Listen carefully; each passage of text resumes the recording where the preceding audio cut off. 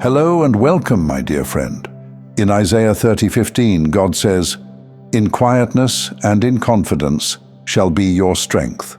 And lately, that whisper has sounded like this: don't touch it. Chosen ones, there is a reason your hands have felt tied lately. You have the words ready. You have the plan ready. You know exactly what you could do to fix it, expose it, defend yourself, or force it forward.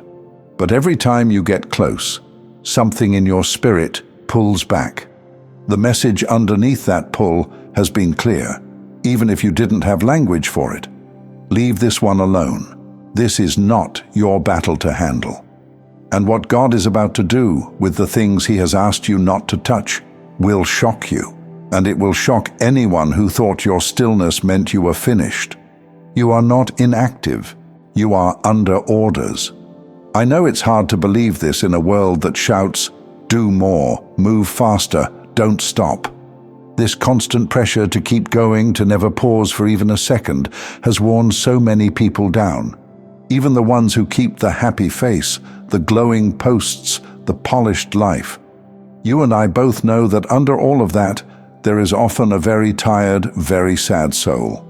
But there's a difference between being stuck and being held back on purpose. Some of you are in that exact place right now. You drafted the message and never sent it. You pictured the confrontation and never had it. You thought about calling them, begging them, reminding them who you really are. And something in you knew, if I move now, I will only make this mess bigger. You've been tempted to think that means you're weak, that you're avoiding conflict, that you're letting people get away with what they did. But heaven has seen it differently. In Exodus 14:14 it says, "The Lord shall fight for you, and ye shall hold your peace." For a long time you thought that meant God will help me while I'm fighting.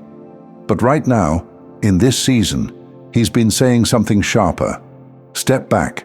Take your hands off this. Let me be the one who moves. Think of it like this. Imagine a surgeon in the middle of a very delicate operation. The family is watching through the glass, panicking, wanting to rush in, to touch, to help, to hold the person they love.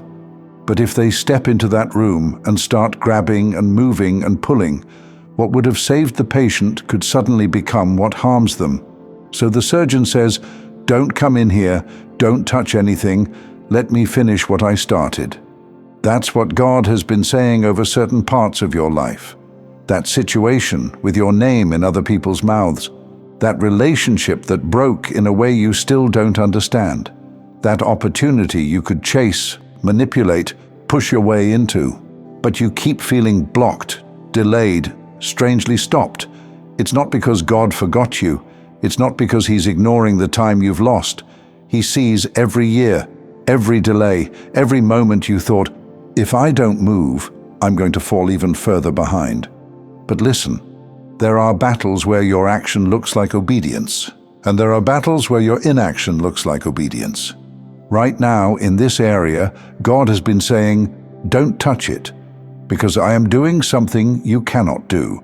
I am arranging conversations you're not invited into. I am touching hearts you cannot reach. I am pulling on threads behind the curtain that will not respond to your hands at all." And here is the part that will surprise you. While you've been obeying that quiet do-nothing that made no sense to your logical mind, God has not just been protecting you from making it worse. He has been preparing to pay you back for the time you thought you were losing. There are seasons where it feels like all you are doing is waiting, watching other people run, watching other stories move forward. You see them moving, posting, announcing, and you think, "God, am I falling behind because you keep telling me to be still?" But in Joel 2:25, God says, "And I will restore to you the years that the locust hath eaten," not the days, the years. That means He is not careless with time. He does not ask you to stand back while He fights, and then forget everything that faded while you were obeying. Some of you are about to see what it looks like when God defends you in a way you could never have defended yourself. You won't have to send the screenshot. You won't have to detail your side of the story to every person who will listen. You won't have to chase people down and convince them you were telling the truth. The way He rearranges things, the way certain faces fall away, the way certain opportunities find their way back to you after being in other hands, it will speak louder than anything you could have done in your own strength. Your stillness has not been empty. It has been a statement. You have been telling heaven, I trust you enough to keep my hands off what you told me not to touch, even if it looks like I'm losing, even if it looks like they're winning, even if it feels like time is slipping through my fingers while I stand here. And heaven has heard that as something very rare. God is not asking you to do nothing because He wants you small. He is asking you to do nothing in that specific place, because what He is about to do, there needs to be clearly credited to Him. So when the story turns, when the truth surfaces, when the thing that was supposed to destroy you becomes evidence in your favor, no one will be able to say, oh, they manipulated this, they forced this, they twisted arms to make this happen. It will be obvious. You stepped back. You held your peace. You let God be the one who touched it. And in ways you cannot see yet, that obedience is already reaching into the years you thought were wasted, already gathering the time you thought was lost, already preparing a kind of restoration that will not make sense to anyone who only counted your actions and never saw His. There's something else I want you to see in this, my dear friend. When God says don't touch it, He's not telling you to stop caring. He's not asking you to shut your heart off. He's shifting where you put your effort. Instead of spending all your strength on pushing what won't move, He's been inviting you to pour that strength into what is in your hands. You couldn't make them see the truth, but you could choose not to let bitterness poison you. You couldn't force that door open, but you could stay faithful to the small responsibilities right in front of you. You couldn't fix the story people told about you, but you could let God keep telling you His version of who you are. Chosen ones, this do nothing has never been about passivity. It has been about precision. Think about how different your life looks now compared to the version of you that used to react to everything. There was a time you would have fired back instantly. You would have sent the long message. You would have defended yourself to people who were never going to believe you anyway. But lately, you've noticed a change. You type and delete. You start to speak and then pause. You feel the heat rise in your chest, and instead of exploding outward, you take a breath and hand it to God. That is not weakness. That is spiritual muscle. He's been teaching you how to hold your peace, not because you're powerless, but because your power is finally being trained. And this is where the real surprise begins. Some of the very people who thought your silence meant you were guilty are going to watch as circumstances line up in a way that clears your name without you campaigning for it. Some of the situations where you looked like the one who lost are going to flip in a way that makes it obvious you were actually being protected from what would have drained you dry.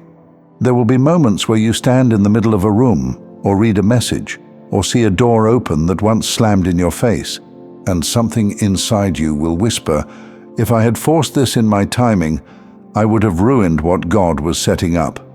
This is what it looks like when He starts making up for lost time. It might not come as one big dramatic scene. Sometimes it shows up as acceleration. Skills you learned in the dark suddenly being noticed. Opportunities that usually take years showing up in months. Connections that would have taken endless networking simply appearing through one unexpected introduction. Other times, it shows up as peace, the kind you can't explain, the kind where you realize, I should be more angry about this, I should be more bitter, but I'm not. That too is restoration. God giving you back the years that stress tried to steal from your body, the years anxiety tried to steal from your sleep, the years fear tried to steal from your boldness. And as this unfolds, you're going to notice something else. You won't feel the same need to rush anymore. The panic that used to drive you will start to lose its voice. You'll move, but it will be from clarity, not desperation. You'll act, but it will be from peace, not fear of missing out. You'll know, deep down, I can afford to obey God's pace because He knows how to redeem what I thought I lost. So if you're standing in that holy pause right now, hands off what you want to fix, heart aching over the time you think is slipping away, hear this clearly. You are not late. You are not lazy. You are not being punished. You are in the exact kind of moment where God loves to prove that His hand on your life has always been stronger than your hand on the situation. Stay where He asked you to stand. Keep your hands off what He told you not to touch. Pour your faith into the parts of your life He has placed in front of you. And when things begin to move, in ways you didn't plan, on timelines you couldn't have scripted, you'll know exactly why. It wasn't that your stillness meant nothing. It was that your stillness was the very thing that made room for God to do what only He can do. Thank you so much for taking this journey with me. If you found value in this message, please like the video and share it with others who might benefit. Don't forget to subscribe and continue your amazing journey by watching one of the videos showing on your screen that resonates with you the most. See you there.